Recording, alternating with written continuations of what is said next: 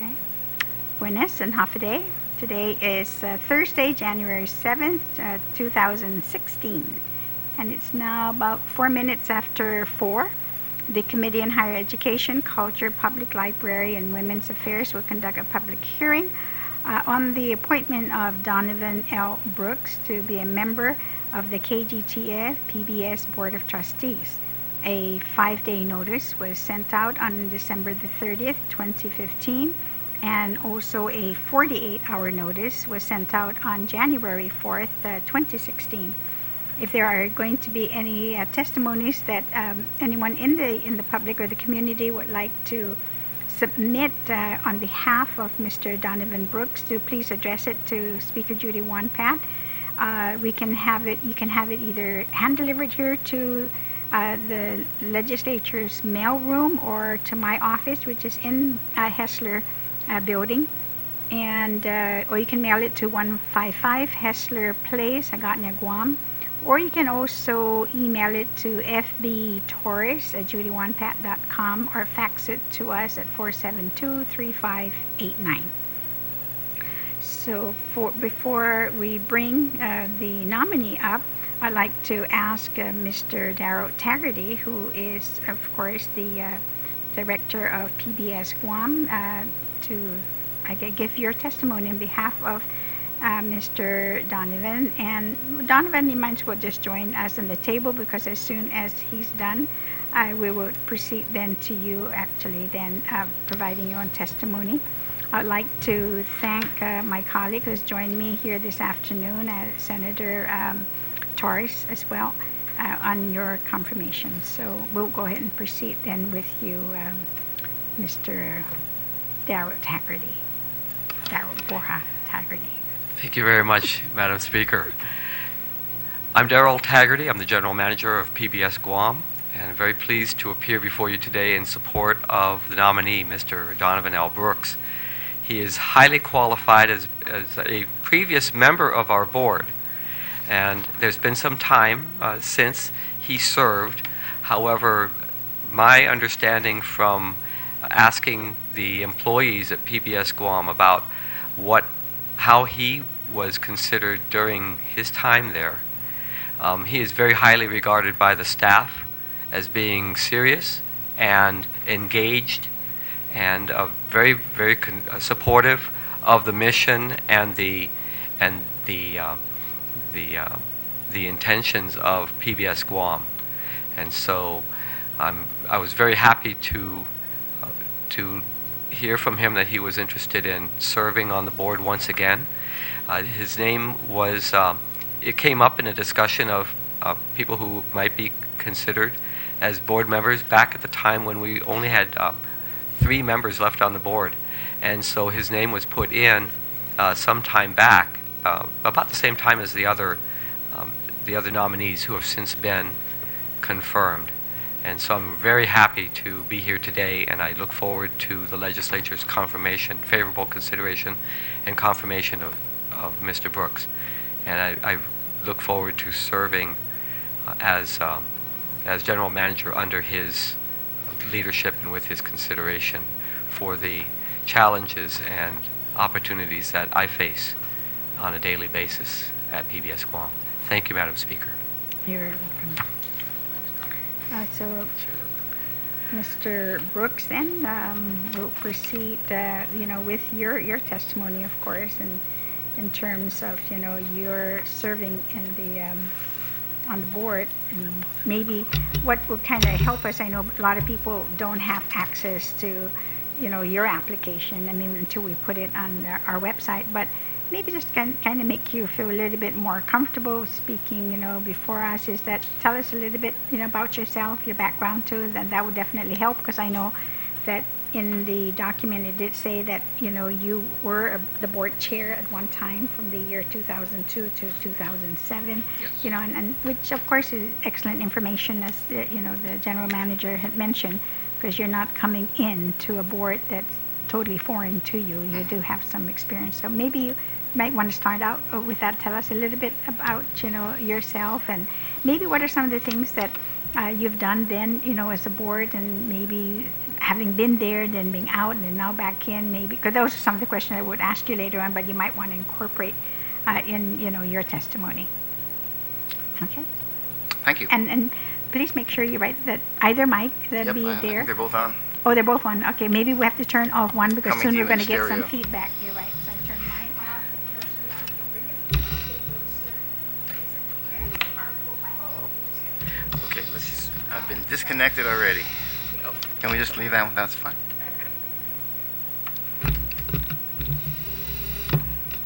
Okay, I think that's good. Thank you. Thank you, Madam Speaker, Senator Torres. I had a great time when I was on the board of trustees for KGTF under Governor Camacho's administration. And the reason I had a great time was because we had a very engaged, proactive board. Joe Cunningham was on the board. Gail Hendricks was on the board. Johnny Tablon was the general manager for much of the time that I was a member of the board. And we had a very friendly, proactive, very positive environment that was the board. And we were able to work. We had a very demanding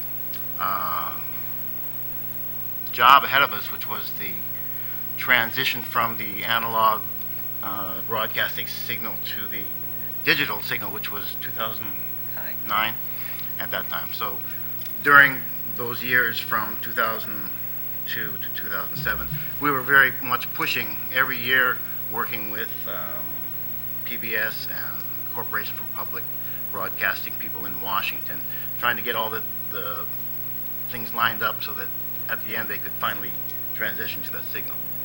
So my greatest contribution, I think, was just to be able to help build that conducive environment on the board that allowed everybody to have a say. Everybody felt welcome to contribute, and everybody contributed. I think we took the role very seriously. And I think if you talk to Daryl or you talk to Johnny Sablon, he'll tell you that we accomplished the goal, and that's why I'm happy to come back. I'm happy to come back because Daryl asked me to come back. They've had a little difficulty meeting a regular, gathering a regular quorum, and I'll show up. I mean, I think that's the most important thing I can do right now is say, I'm here, I'm happy to show up, I'm happy to contribute what I've learned over the last, the last time I was with the station. And I'm happy to do that. I'm eager to do that. So, and I thank you, of course, and that I'm glad Daryl reached out, to you, because you're right. There's always some difficulty trying to find, individuals who are willing then to serve on board. They don't want to go through the whole process of providing, a bunch of information, and more importantly is actually, dedicating the time, to be able then to make the meetings, and we're happy that you be able to make the meetings. So. But aside then from doing this, you do have you work apparently for the Stars and Stripes or something? I haven't worked for the Stars and Stripes. Pacific Stars and Stripes? Since 2001. That's right, yeah. Actually. Yeah. Although I have done considerable freelance for them after that time, after they closed their news bureau in 2001. Since that time, I've been self-employed. As a photographer, as a journalist, as a musician, as a property maintenance person. I clean swimming pools. So you can manage your time, of course, to be able to make the meetings as well then. Oh yes, I have a son that attends Father Duenas Memorial School, and I have to get him to school, to the bus stop, and I have to pick him up at all different types of hours and days, and perhaps you're familiar with that role. Now, I know one of the things, of course, is that, occasionally they would be doing some type of fundraisers and looking, of course, at some of your community and civic involvement. You've indicated that you've been really active, of course, like you said, with Father Duenas, and was actually able to raise $50,000 for the school. So Oh, yeah, that maybe- was just last year. Yeah, so maybe with that kind of experience, we can translate that to helping PBS as well in its I'll certainly reach out in to its all the drive. FDMS folks. And Absolutely. I think that would be great. So you do, I mean, you bring the personal experience, of course, of being in the board. You had a good working relationship with the people who, work there or are working there. And then, of course, again, you see in the community in terms of, your civic involvement. And that's basically everything that, they would need. But more importantly, is you making the time as well to be there, because it's very difficult to have any kind of meetings, have a quorum, if the members can't be present. that's right. You see, so I just want to thank you for accepting, of course, the the nomination, and have to go through this whole process. So, Senator, do you have any questions or comments?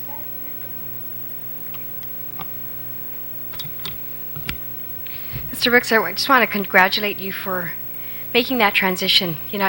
Going into the digital, you helping KGTF to reach that milestone that they had to do. And I know that sometimes it's a little more challenging than we anticipate or appreciate on the outside.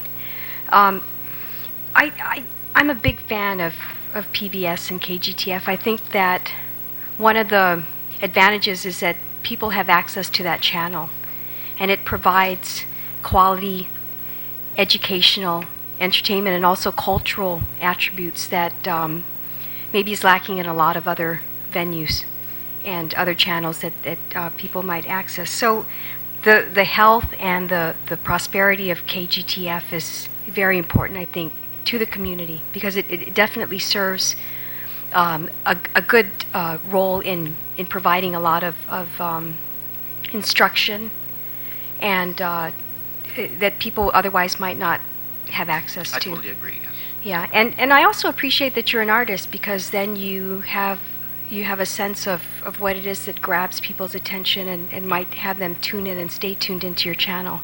That's one thing that I find very attractive in KGTF. So I really only watch 2 channels, maybe 3.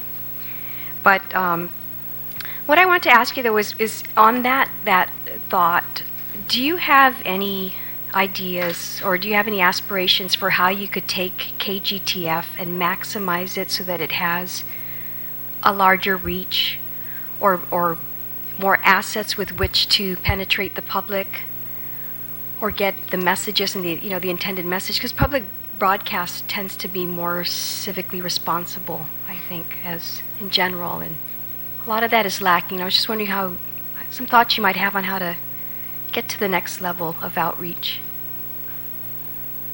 When I was last on the board, we did try to develop a 5-year strategic plan, and I couldn't tell you the details of that plan or if it was ever completed, but we were trying to head in that direction to develop, to help guide the station. And we were seeing the advent of the internet-based shows and how it was competing with public television. So we tried to develop that plan back then.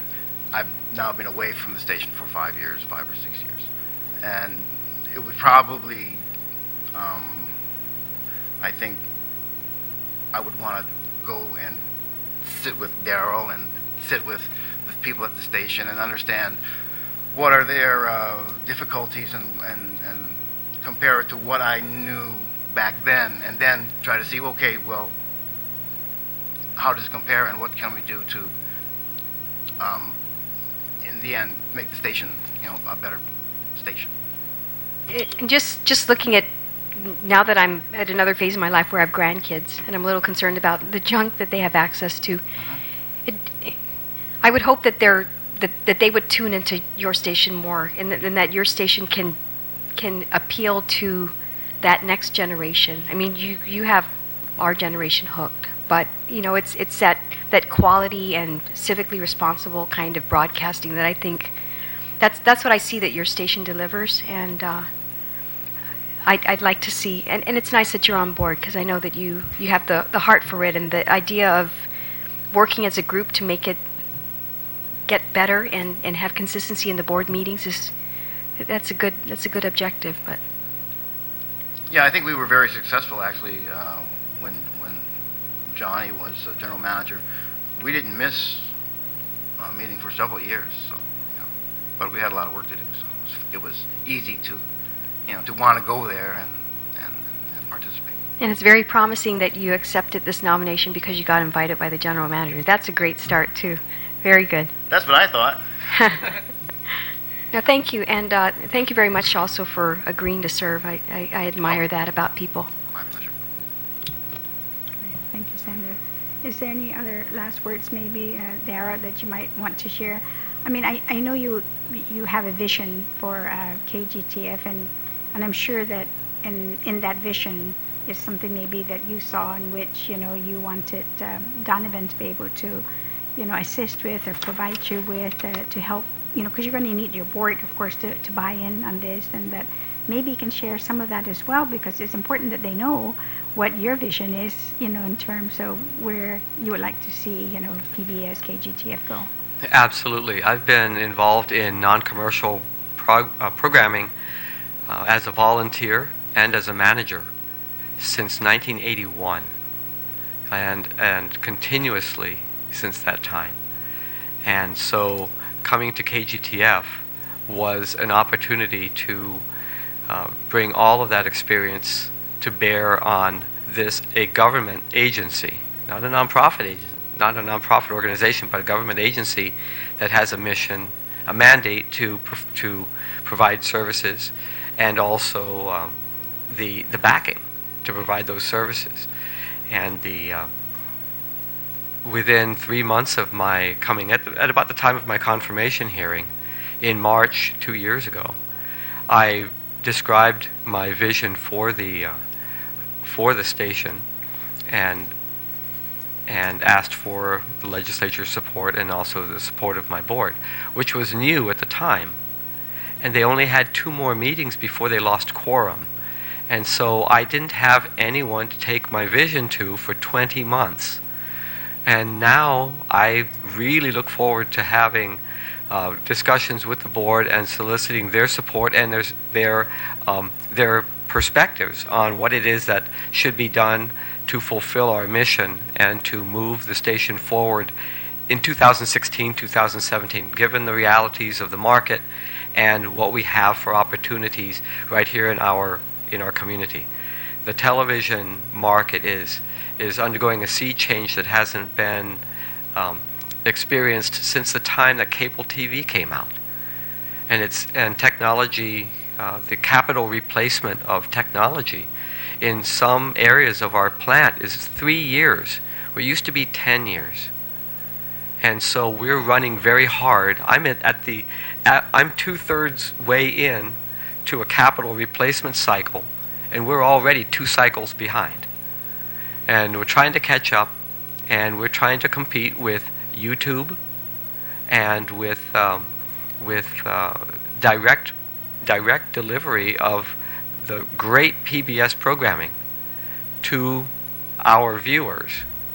And so that's a huge challenge. What is PBS Guam going to be in another year or two is something that I have a vision, certainly. However, I cannot implement that vision without a board. And I'm very happy that Donovan has agreed to serve, because he does know the value of a 5-year strategic plan. And I need to have sharp minds, as I do have on the board. But I need to have those sharp minds all working together on how we're going to take this station forward to provide the services that we are mandated to provide. And we've agreed to provide based on our license from the FCC and based on our assurances and agreements that we have with Corporation for Public Broadcasting for our annual grant. Those are our 3 guiding mission statements, basically, that we have to fulfill. And we can, but I can't do it alone. And because this has been delegated to a board, I don't bring it to the legislature, I bring it to my board.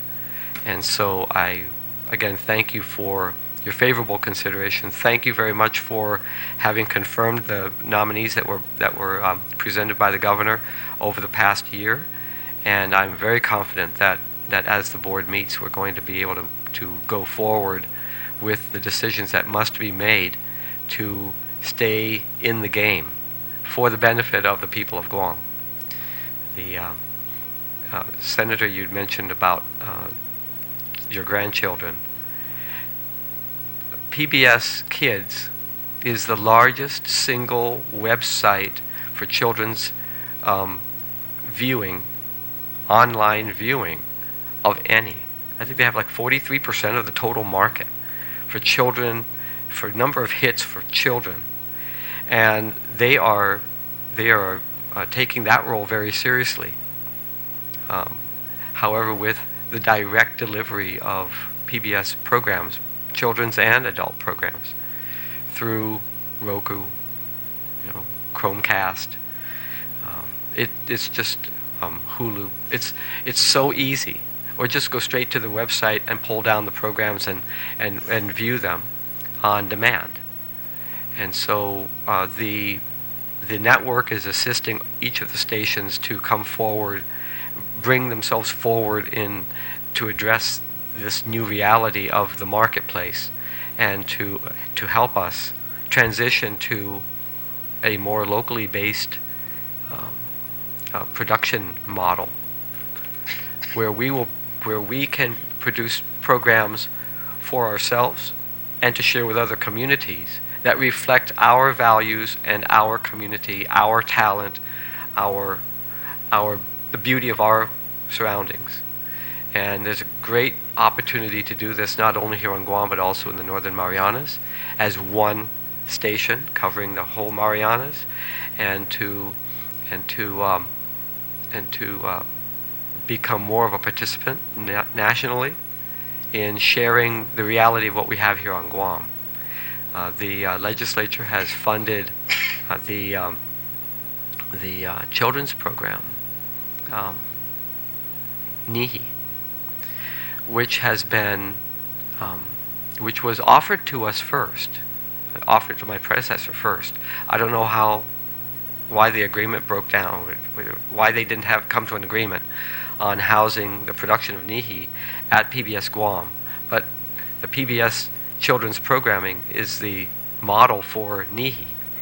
And we are, the commercial stations are required now to solicit this type of higher quality programming to play on their stations. So NIHI is providing a very solid service to the commercial stations so that they can improve the quality of their children's programming, and I'm all for that. But we need to take that NIHI concept, not necessarily with legislative support, but with PBS own support, and generate 10, 15, 20 such shows being produced by local writers and actors and filmmakers, basically. And so that's our future, and it's the future of all the stations throughout the United States. But being out here in the Marianas, we have a very rich community to draw from, visually, artistically, our stories, and our talent. And so we actually have something we can export and we can share through the new broadband medium. Broadcasting is becoming a small part of the mission of PBS Guam. It's becoming smaller because most of our distribution is to homes that have cable and digital television through GTA lines, wired services, and our broadcast service, while there, is serving a relatively small number of households, and we need to hang on until the next generation of television, which is supposed to be unveiled in 2017, that will replace our little Android screens and tablets with huge screens everywhere, and which it's going to be an amazing technology change. But we need to position ourselves with local programming that we're generating so we can populate those screens with our programming and then use that to share with ourselves and also with others throughout the United States. So our audience becomes larger than our broadcast radius would allow, because then we can reach our relatives and friends and people who used to live on Guam, who live anywhere else in the world who can access us by broadband. And so this is the sort of challenge that Mr. Brooks is stepping into, and we'll tackle this together. It is as big, maybe bigger, it should be bigger, than the transition from analog to digital that he faced in the early part of this century. But thank you very much for your interest in PBS Guam and for your support, because that has been very much appreciated by us and by the public over the years. Well, and thank you very much for sharing, of course, not just your challenges, but some of your vision, of course, and hopefully now that's true with other members of the board. They'll be able to have your board meetings and start making some plans for the future, and we will work closely with you to give you ample time to work with Donovan and your other members of the board and start moving forward, and not just, of course, your vision, but the mission of the program, and like you say, some other requirements, federal and local requirements, that we could set up a time to do, not an oversight, but just, to have you give us an update of what's going on, because I think that will be important to get out to the community and share, of course, your successes and where you're going,